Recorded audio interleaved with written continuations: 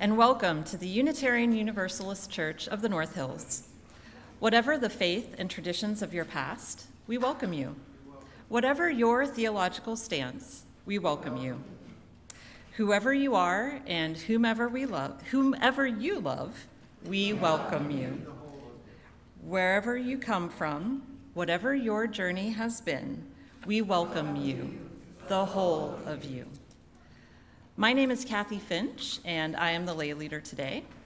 Our Sunday services are as diverse as we are, so if you're visiting our church for the first time, please come back again several times before drawing any conclusions about us.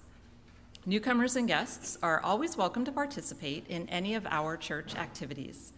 If we have any newcomers or guests with us this morning, we invite you to introduce yourselves. Please raise your hand and Bruce will bring you a microphone.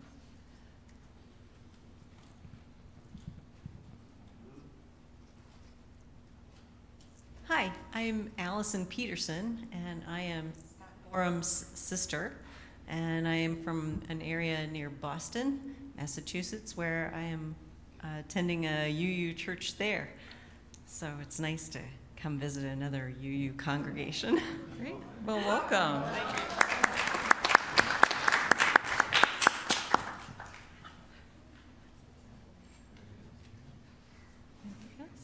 No?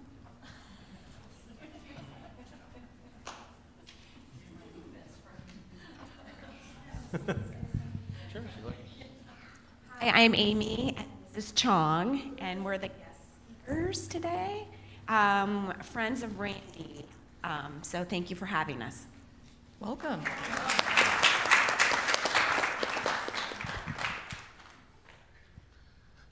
Please join us for coffee hour following the service. We now take a moment to acknowledge that the land we stand on was taken from the local indigenous people.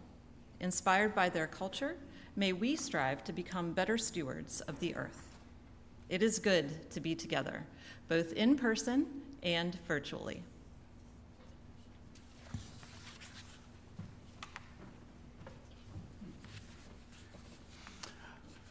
Our speaker today is Dr. Qiong Wang. She would like her presentation to be rather informal. Her good friend, Amy MacGyver, who you just met, will pose questions about Buddhism that some of us have suggested, and Qiong will answer them from her own experience. I'd like to begin our service with Lao Tzu's peace prayer. If there is to be peace in the world, there must be peace in the nations. If there is to be peace in the nations, there must be peace in the cities. If there is to be peace in the cities, there must be peace between neighbors. If there is to be peace between neighbors, there must be peace in the home. If there is to be peace in the home, there must be peace in the heart.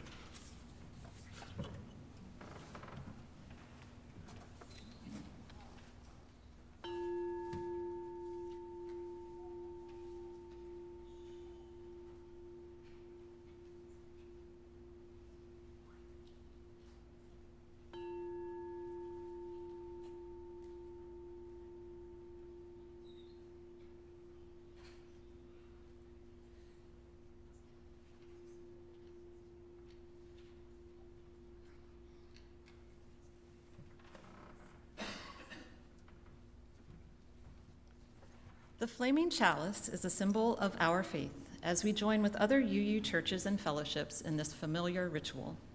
As we share the light of this chalice in our sanctuary, we also welcome those of you viewing remotely to light a chalice.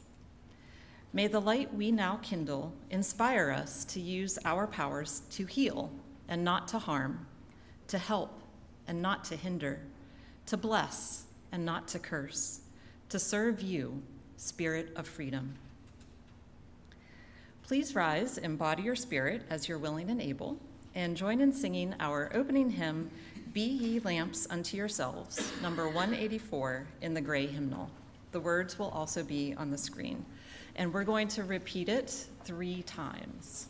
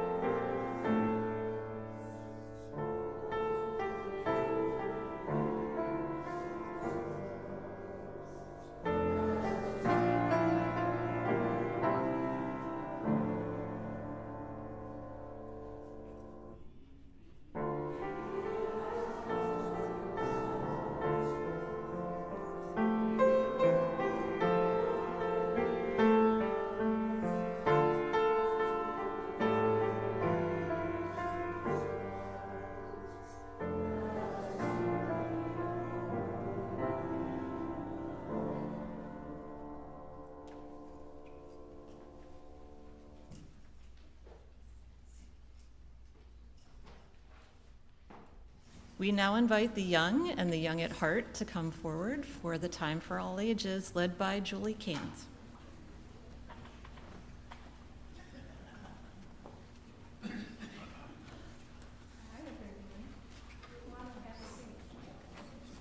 Oh, we have lots of folks today. This is nice. Oh, welcome. Welcome. Can we make way for this little one? No? That's okay. That's just fine. So today, we are going to listen to one of my favorite books. This book, Zen Shorts by John Muth, tells about a family. The setting is a family of 3 children. There's the oldest boy, and named Michael, and then there is, I think it's Addie. The sister is the oldest, Addie, and we have an Addie in our congregation. Addie is the oldest child, and then the middle child is Michael, and then there is Carl, who is the youngest. And they live in a neighborhood, and one day, Carl looks out the window and he sees a giant panda. There he is, the giant panda. And this is Carl right here. So this is a little backstory before we begin this. And the name of the panda is Still Water. Now, what do you think of when you hear the word still water? How does that make you feel? Anybody have any thoughts? Yes.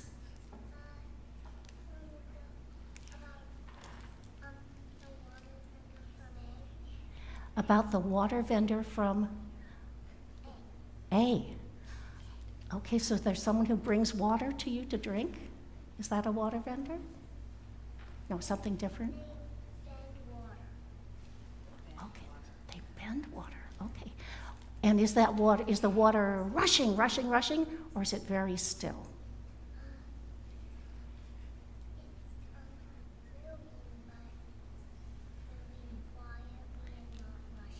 Fantastic. It's moving, but it's moving quietly and not rushing. That's exactly what still water means. So this panda, there's something very still about him and very calm. So he tells, in the course of the stories, he tells a story to each of the children. And we're gonna join him as he talks to Carl. Carl is not very happy right now. Michael said I couldn't bring over our stuff to go swimming, and I'm mad at Michael. He's always telling me what to do, so I brought everything. Do you ever have times when you're mad at your brother or sister? Yep. A couple times.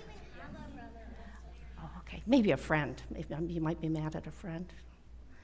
Well, I definitely do. I've had times when I'm mad at my brother. So Carl has brought everything to swim in this pool.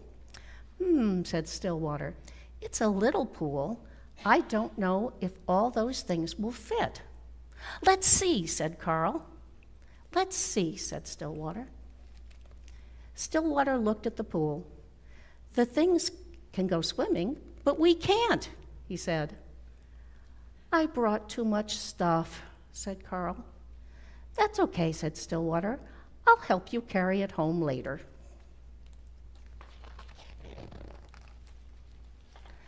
Why does Michael always have to tell me what to do? Carl said.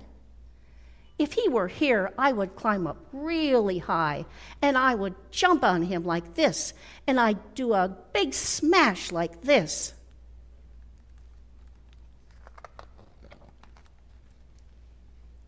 Later, Carl and Stillwater had tea. Carl, said Stillwater, you spent the whole day being angry with Michael. Did you notice how much fun we had? Carl watched the steam rise from his cup. I'm sorry I brought all this stuff, Carl said. You don't need to be sorry, said Stillwater. Right now, you need to carry. Hold on tight, and I will tell you a story.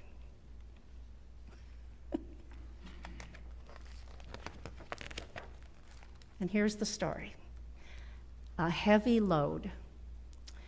2 traveling monks reached a town where there was a young woman waiting to step out of her sedan chair. Now, a sedan chair, you can see here in the picture, it's carried by 2 helpers, and the person sits in the seat. So she's being carried along to do her errands. She stood there looking very cross and impatient. She was scolding her attendants. They had nowhere to place the packages they held for her, so they couldn't help her across the puddle. The younger monk noticed the woman said nothing and walked by. The older monk quickly picked her up and put her on his back, transporting her across the water, and put her down on the other side. She didn't thank the monk, she just shoved him out of the way and departed. Now, I think that's a very, very funny picture of him carrying this grumpy woman. You think you'd be able to do that? She looks pretty heavy. I don't know. As they continued on their way, the young monk was brooding and preoccupied. After several hours, unable to hold his silence, he spoke out. "That woman back there was very selfish and rude, but you picked her up on your back and carried her, and then she didn't even thank you." "I set the woman down hours ago," the older monk replied. "Why are you still carrying her?"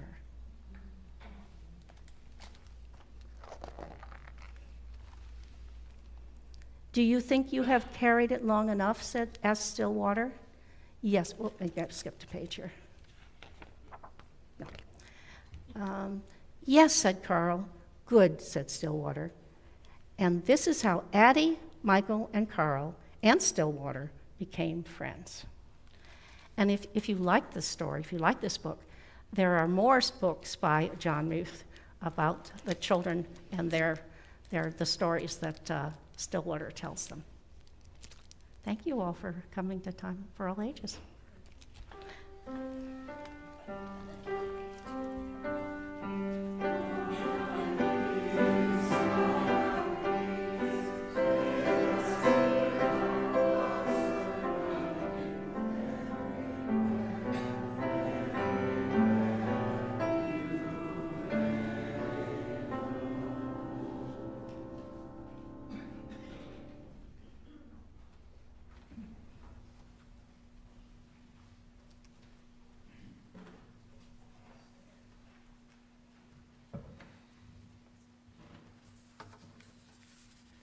Good morning. I'm Ruth Horwitz from the Lay Pastoral Care Team. During our service, we create this sacred space for sharing within our community. It is a time to share significant life passages with the congregation so that you can be held in loving care. I'll be reading the joys and sorrows this morning, and Lynn Herkenrother will be placing a stone representing each joy or sorrow in the sand. The sand represents our congregation supporting our sorrows and lifting up our joys. The first joy is from Lynn. Riley, the 19-year-old grandson of a neighbor, needs a heart transplant. He was called to surgery this morning with hopes he will have a new heart later on today. To Riley and family, we say, we share in your joy. And we also say, we're holding you in our hearts. And second, we have a joy from Bruce Travers. This congregation is always so supportive of my theatrical pursuits. I was so pleased to see UUCNH faces in the crowd all 5 nights of my play. And then it was closing last night. Thank you all. To Bruce, we say, we share in your joy. We now place one more stone in the sand for all the joys and sorrows that exist in our hearts but remain unspoken today. From far and near, please say with me our caring words. Let us hold in our circle of caring each person here. Let us hold in our hearts those who are unable to be with us today. Let us hold in our memories those who have moved on. Let us find comfort in knowing that we are not alone.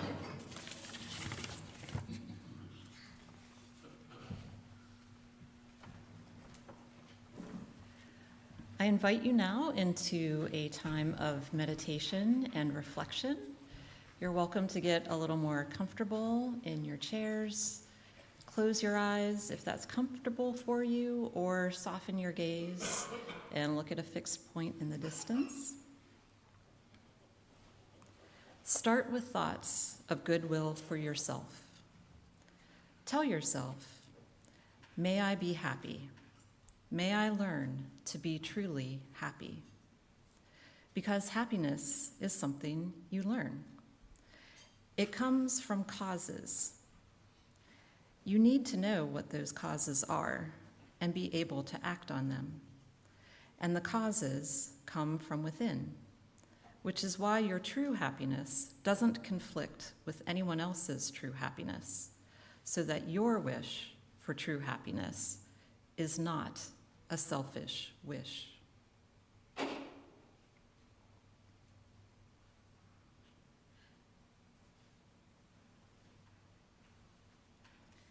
Then spread thoughts of goodwill to others.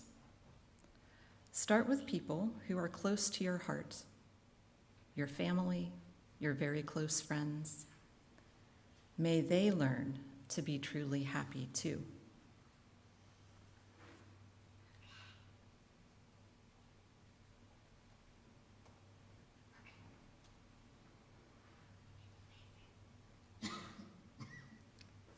Then spread those thoughts out in ever-widening circles to people you know and like,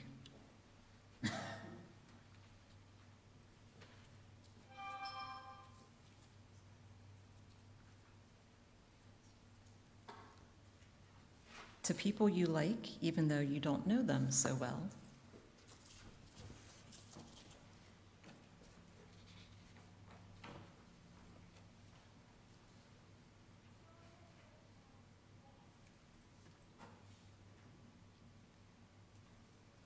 to people you're more neutral about,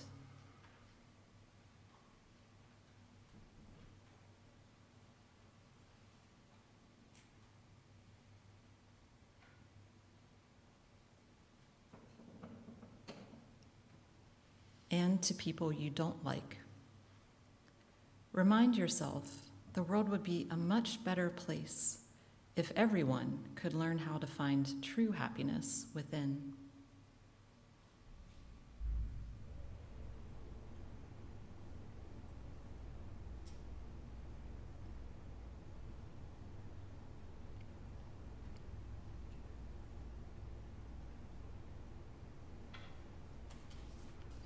Spread thoughts of goodwill to people who have harmed you in the past. May they learn to be truly happy.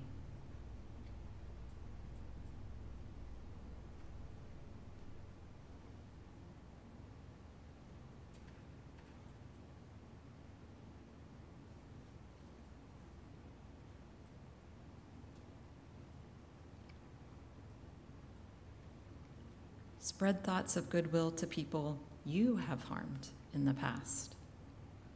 May they learn to be truly happy too.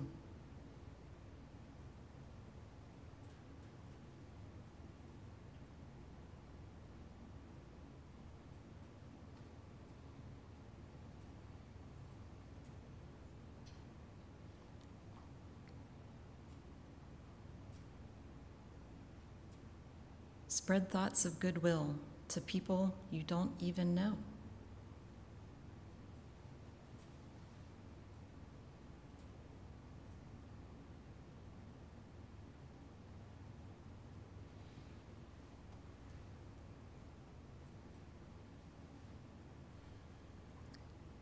and not just people, living beings of all kinds, east, west, north, south, above and below, out to infinity.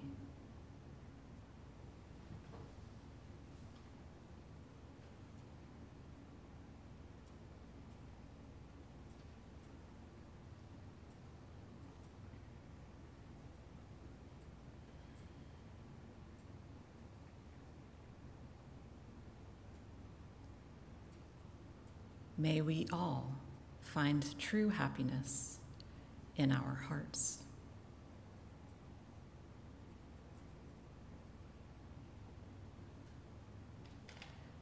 And when you're ready, you can open your eyes and return back to the present moment.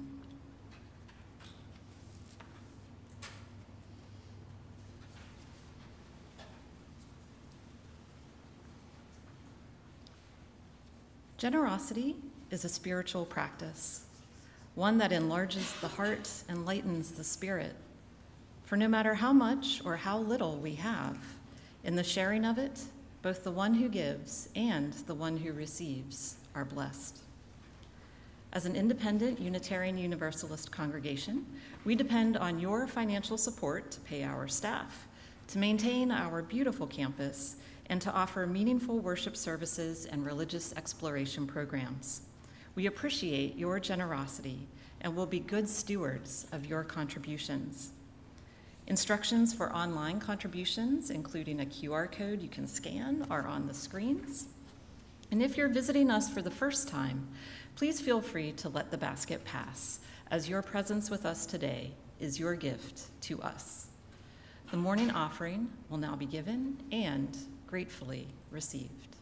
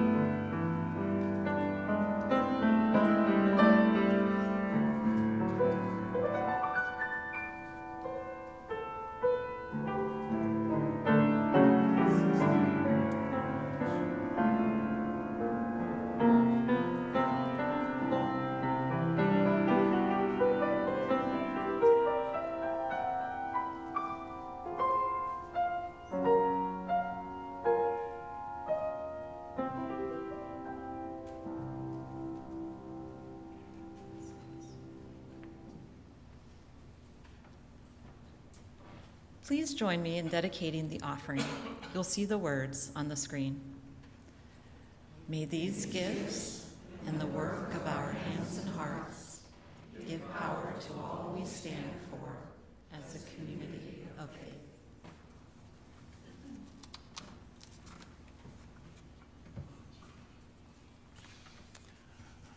Our reading today are the words of Gautama Buddha entitled auspicious day.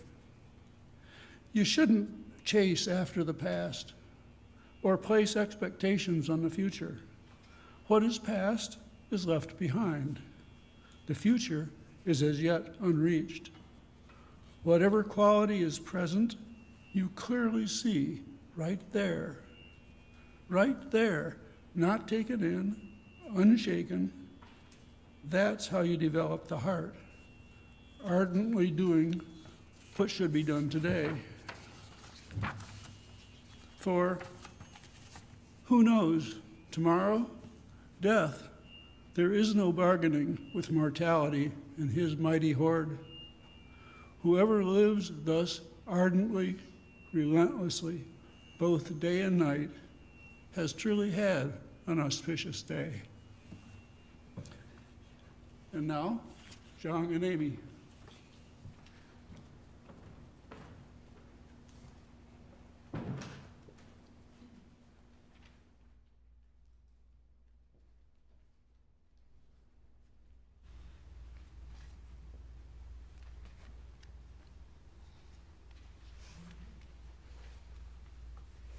Good morning, everyone. I'm Amy, and this is Qiong.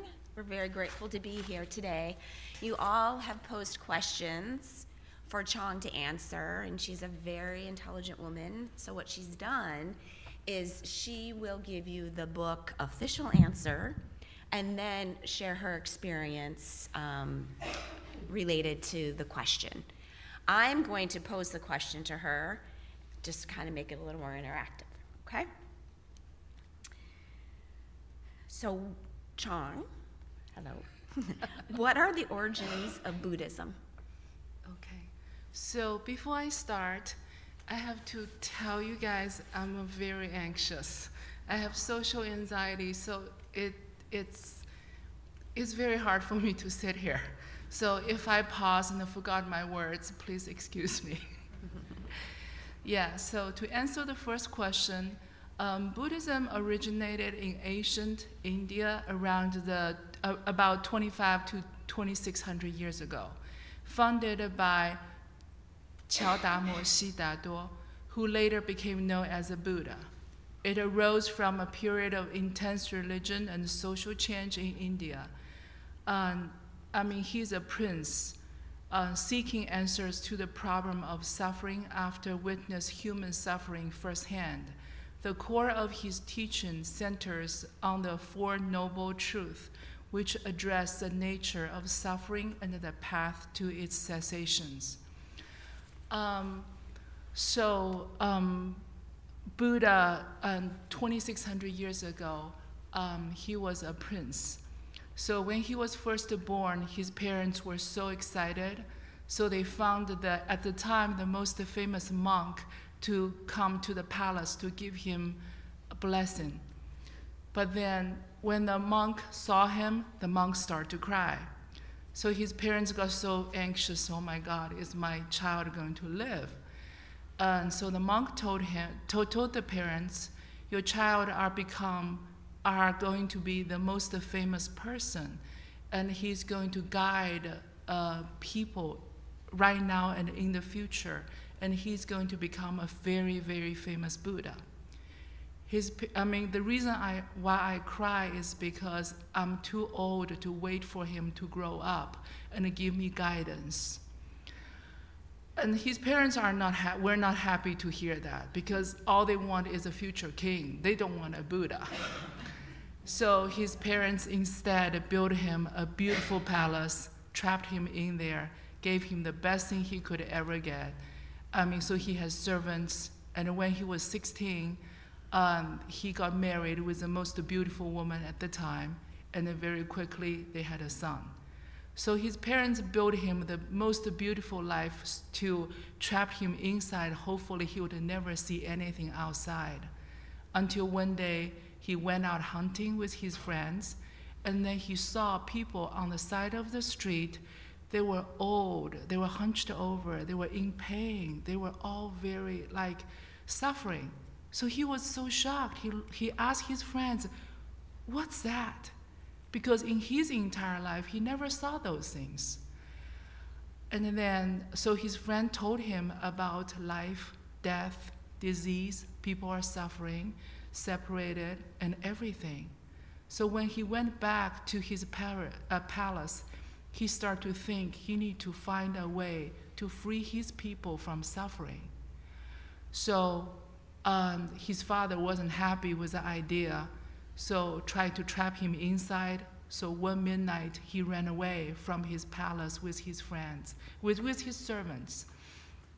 So at the time, he was age 19. Then for the rest of 11 years, he traveled around India, and then, learned after, at the time, what those most famous monks trying to find the answer.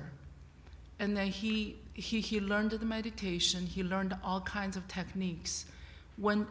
So 11 years later, one day he sat under the Buddha tree.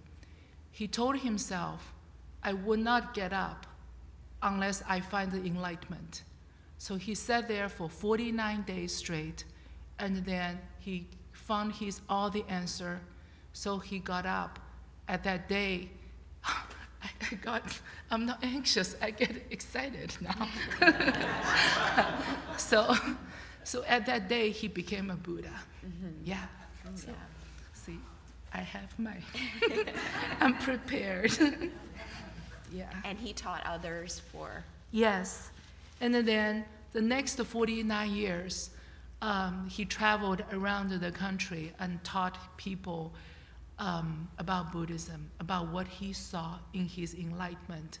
And then he had more and more people follow him. So at the most, he had more than 3,000 people follow him. They're all his students. They're all fellow monks. So, yeah, that's Buddha's story. Thank you, Qiong. You're welcome. Your second question is, what is the Buddhist view of afterlife? So Buddhists generally believe in rebirth, a cycle of death and rebirth. Rather than a permanent afterlife in heaven or hell, this cycle is driven by karma, the consequence of action, which determines the realms and condition of the next life. Enlightenment, or nirvana, is the ultimate goal, a state of liberation from this cycle of suffering and rebirth. So Buddhists believe that action, both physical and mental, create karma, which influence future lives. Good action lead to the positive rebirth, while negative action lead to the less desirable ones. And we have 6 realms, it's in the Buddhism belief. So the 6 realms are hell, hungry ghost, animal, human, demigod, and a god. And then there's really no eternal soul per se. Like, it's not like the unchanging soul that transmits from one life to the next. Instead, it's a stream of consciousness that continue evolving. That's all the meditation do. So they are all but those evolving also influenced by the karma. So the enlightenment of Buddhism practice is to escape the cycle of rebirth by achieving enlightenment, nirvana. This is a state of liberation from suffering, where the individual is no longer subject to the laws of karma and the rebirth. So the enlightenment doesn't happen, it doesn't have to happen after we die.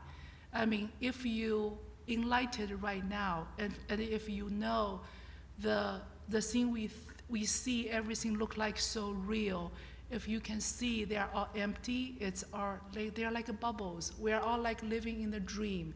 If you are aware this is a dream, then you are already enlightened. So then you are already reaching the nirvana. And then the goal and then they are the enlightened person who we name them Buddha. So, and their job to be here is to help other people to be enlightened too. Yeah. So, and also one thing, the state of course, we're always talking about, as a Buddhist, most of us, it's very hard for us to achieve 100% enlightenment when we are alive. So our goal, our final test is when we are passing. That moment is almost like the biggest test for all of us fellow Buddhists. So the state of mind at the moment of death is considered crucial in determining the next rebirth. Actually, 2 years ago, after Thanksgiving, there's a movie in some movie theaters called, I think, the After Death. You guys can look up. So this is a group of doctors from 1970s. So they formed this organization to interview people who had the near-death experience. And then because olden days, the medicine was not good enough, so people are not able to come back from the near death. And then nowadays, with all those new techniques, a lot of people had the near-death experience, but people don't talk about it. So this group of doctors, they get together, they interviewed thousands of patients. So it's not a movie, it's a it's a documentary. So those patients are in the room with their doctors, and then there's old tape recording going on. So they were all talking about what they saw. I mean, when they are passing, how they saw the lights, how they heard the voice, and then how somebody would be there and telling them it's not your time yet, you have to go back. So most of them are not happy to go back because they realize this is such a beautiful place. Why should I go back to the suffering world? Especially when people had a near-death experience, you can imagine their physical body waiting for them is a broken one. Take a lot of rehab, right? And then one thing got me the most was one of the young guy. He's in his 20s and he's overdosing the drugs.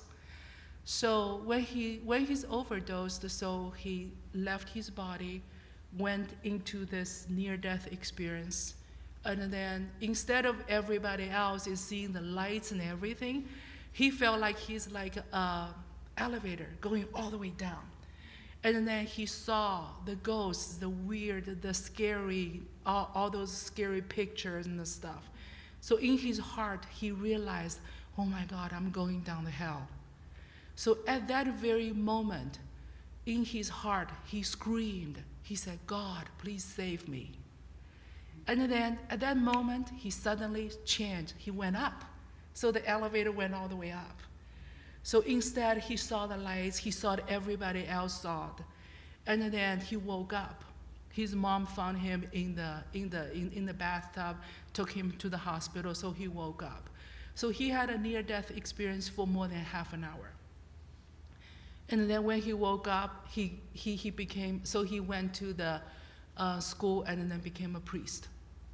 Yeah, so people interviewed, when they interviewed him, he was like in his late 30s, has his own church and everything. So that's why I want to say the moment of when you are dying, where you were the conscious, really decided you are going up or go down. So even we're not perfect in here, always make sure at the very moment we have to have a good thought so we can go up. So, Thank you, John. yeah. So Buddhism has been in your life since you've been a child. Yes. Would you please share your story and how it guides your daily life? Yeah, I was born in China, and my grandmother was a very good Buddhist. She's a serious one. And then she's a very famous acupuncturist in our hometown also. And then she taught me acupuncture, and then she also taught me some basic principle of Buddhism. Very basic. She told me, she said, 3 feet above me, there is a Buddha who look after me. And then she has a little booklet in her hand and a pen. And then write down everything I did for the day. So at the end, I'll be judged, depending, so I can go up or go down. So that's all I knew about Buddhism. Not serious. And then, of course, I went to school, became a doctor, came to this country, married my husband, have 2 kids, have my own business, chasing my American dream. I thought life's supposed to be just like that, right? Oh, it's okay. Okay, calm down, John. Calm down. So, till 2 years ago. So all those years, I mean, Buddhism is just a word for me, a concept. So when people ask me, do you want to go to church? I say, no, I'm a Buddhist. But just that's about it. Yeah, so until two years ago, my older daughter graduated from college. She got a perfect, GPA, like 3.99. And then I was so proud of her. She's applying for the med school. That was May. Oh my God. Okay. Can you feel? Oh, Sure. okay. I can help. Okay. So that was the end of May. And by June, accidentally, I found out she had thyroid cancer. So at the time, my life crashed. So,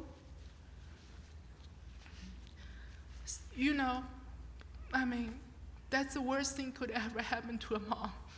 Even, from my education, I know thyroid cancer is not going to kill you, right?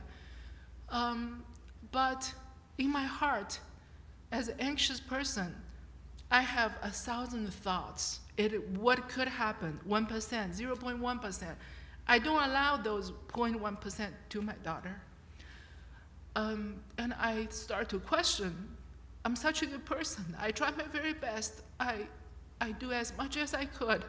Why this happened to me? Why this happened to my daughter? Oh, sorry. You're doing great. Okay. I think it's going to be more than 20 minutes. Sorry. Sorry. So anyway, after second surgery, it was right after Thanksgiving. So I took her to the Shenandoah National Park. There's a resort there. But after Thanksgiving, you guys can imagine nobody go there. So we were in the empty resort.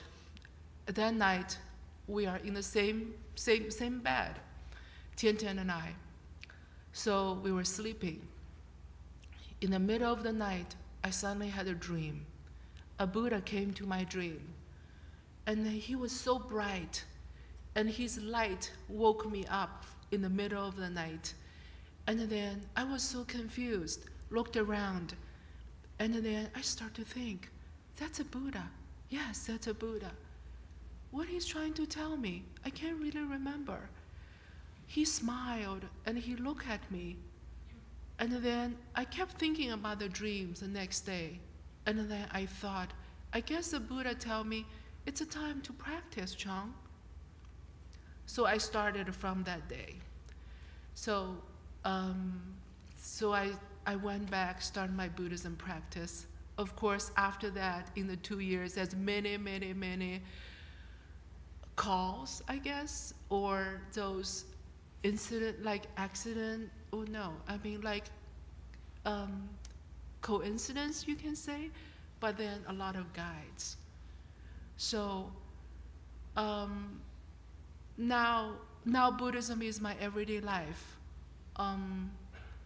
Do I worry about her? Of course I do. Do I ever have thoughts coming to me? Yes, I do. But I know we are all short-lived. This is not our only time. And then I have my path. And then the reason this happened to me is a lot of things I got to learn. And a lot of things she got to learn. So it's not a punishment. It's just another lesson. It's like in this, the soul coming to this world, we already signed up for this, for all the lessons, all the class we have to take. This is just one of my class, and this is also one of her class. All I can do is to help her as much as I can, guide her through the class. Yeah. Wonderful. Thank you for Sorry. sharing that. That was very personal. So we have about 3 more minutes, so Oh, that's it? maybe we can combine 2 questions. So Okay. the role of meditation Okay. in Buddhism and maybe karma. Okay. So So in Buddhism, meditation is a core practice used to cultivate mental clarity, emotional resilience, and insight into the nature of reality, ultimately leading to the liberation from suffering. It serves as a tool to develop concentration, mindfulness, and wisdom, supporting ethical living and fostering compassion. So I practice every day. I get up at 5 o'clock, and by 5:15, I'll sit down. I'll do 40 minutes sitting meditation by chanting my Buddha's name. There's many different ways you can do, right? Some people focus on the breathing. Some people focus on relaxing their body. And my part of practice is chanting my Buddha's name. And then after 40 minutes, I'll do 30 minutes of prostration. It's more like, if you guys do yoga, it's more like sun salutation. And also inside, I chant Buddha's name. When I do all those things, and then I get up, take my younger one to school, coming to work, for me, it sets the tone for the day. So the whole day, I will be calm. Of course, life throws all kinds of stuff to you. I have very busy practice, and I have 2 elderly parents. But I look at the challenge just as a lesson to learn. So I don't take it personally, said why? And then in my practice with my patients also, I see every day when a lot of time patients said, why me? So I think this useless question consumes 80% of their healing power. So I often guide patients start to do meditation, and then hopefully they will find it's a useless question. Why me? That's why we're here. Yeah. What's the next one? You said? Karma. The karma. Yeah, the karma in Buddhism, karma is a principle of cause and effect, where intentional action leads to the future consequence, shaping one's experience and future rebirth. It's not about fate or punishment, but rather a natural law of moral causality. Positive action lead to the positive outcome, while negative action lead to the negative outcome. Yeah. I have more stories, but we have no time. But We can? Okay. Now I'm calm. So that's an old karma story. So there was in ancient China. Here is a businessman. He's very successful. So one day on the trip, he went to a place so he met a prostitute, and he fell in love with her, and then he married her. At the time, it was forbidden because he's much higher, standard in the social, social ladder. He married her. They had 3 good years together, but then he had to move on to do more business. So in the olden days, there's no phone or email. So when he's gone, he's gone. So he was away for 2 years, and then he missed his wife every day. He made as much money as he could, and then he came back home. But when he came back home, he found his wife's gone. His wife left him and married another guy who cannot compare with him. So he didn't understand. He was so mad and pissed. He thought, I gave us so much to marry you, and now you going on with a man can't even compare with me. So he was very depressed. So he wandering around, and one day he went to a mountain and saw a temple. He walked into a temple. So he met this old monk. So the monk invited him to sit down and have a cup of tea, and then asked him, young man, what bothers you? So he told the monk the story of him. And then, before the monk can answer him, he fell into sleep. In the long, long sleep, he saw himself was riding a horse very fast. Said probably that, and he was riding along the river. He knew he was a businessman going somewhere to do business. He was in a rush, but then he saw a woman naked, dead, a body laying right next to the river under the willow tree. He felt so bad for her, so he stopped and then got off his horse, but he didn't have time to to bury her. So he took off his coat and covered her up. Then he went back to his horse and kept going. And then after a while, another guy riding the horse and then saw the same woman with a coat covered. And also he felt so bad, so he went to the nearby town, bought a shovel, and then buried her. And then this guy woke up from the dream. So the monk was looking at him, said, "You were that guy who gave her a coat. And the husband she married this time is a guy who buried her. So that's why you only had 3 years with her. But she has to move on because she has to pay back to the other guy." So that's one of the karma story. Very nice. Yeah. Thank you, Qiong. Thank Uh-huh. you. What? One more question? Okay. Okay. All right.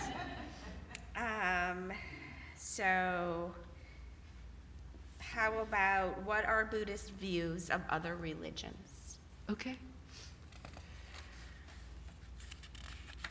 This was my favorite question. That's why I asked it. Oh.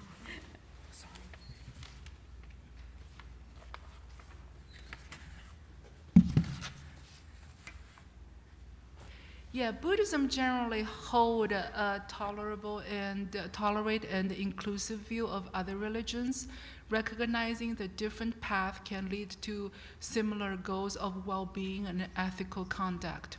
While Buddhism emphasizes its own path to liberation, it acknowledges the potential for other religions to guide the individual towards a positive rebirth. Buddhism acknowledges that people have different temperaments and inclination, and thus different religion paths may stay suitable for different individual. So I always say, of course, I get this question all the time in my practice, in my office. I always tell my patients, it's like we're all like fellow human beings climbing the same mountain.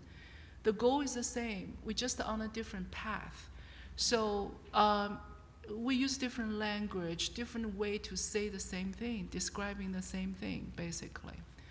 And then to continue with Buddha, he enlightened at age 30, right?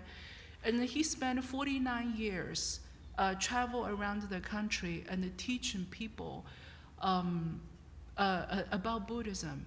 So he had many topics, many speeches. And a lot of people would come to ask him questions. And then he will use his own way to help that people to get the enlightenment. So after he passed, he has 3,000 students.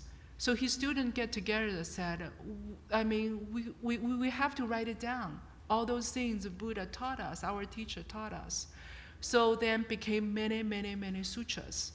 So the next question is, do we have a holy book in Buddhism? Not really, not one book. We have a lot of books, a lot of books. Because different person, but you don't have to learn all the books to become a Buddhist or reach the enlightenment. Everybody as a Buddhist, you need to find your own book. One of that sutra would suit you, then you practice with that sutra. Because all the books use all the different ways, just saying the same thing. Yeah, so there's a lot of famous sutras out there, like Heart Sutra, Diamond Sutra. Some people read the whole sutra, 5,000 words. Some people just use one sentence. It's okay. So, yeah. And you said Buddhism is more like an education. That's right. rather than a religion. Because Buddhism is the way to, because Buddha told us everybody has ability, no, everybody is a Buddha inside. The only reason why we didn't achieve enlightenment ourselves is we are covered by all those everyday things. All the things, all the information we get from the eyes, ears, everything, all the thoughts covered up. So we don't see the inside of us, the real us. So Buddha used all those words he taught for 49 years is just teaching us a different way how to get there. So it's an education to teach us how to go back to be the Buddha. Not to become the Buddha, because you are the Buddha. Yeah. Nice.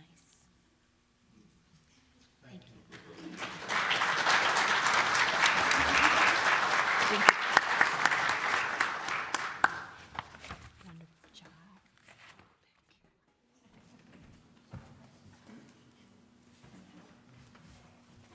Thank you both so much.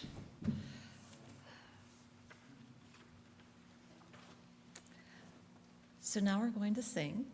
Please rise and embody your spirit as you're willing and able, and join in singing our closing hymn, Filled with Loving Kindness, number 1031 in the teal hymnal. The words will also be on the screen.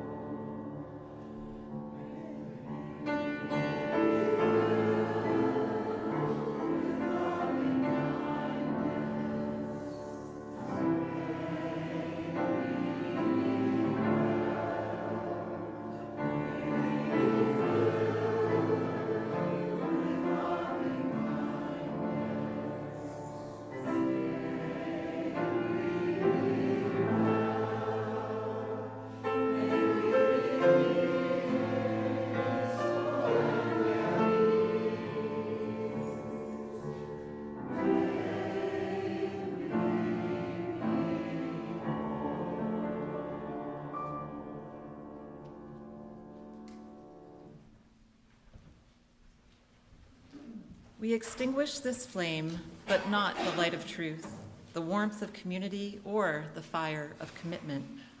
These we carry in our hearts until we are together again.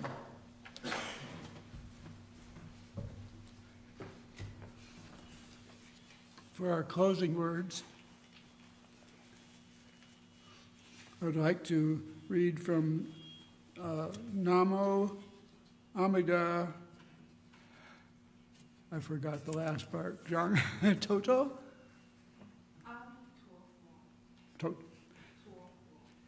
And it is his universal love aspiration. Through the working of great compassion in their hearts, may all beings have happiness and the causes of happiness.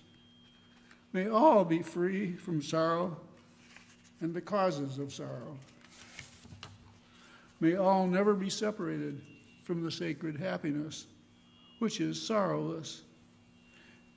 And may all live in equanimity, without too much attachment and too much aversion, and live believing in the equality of all that lives. So be it.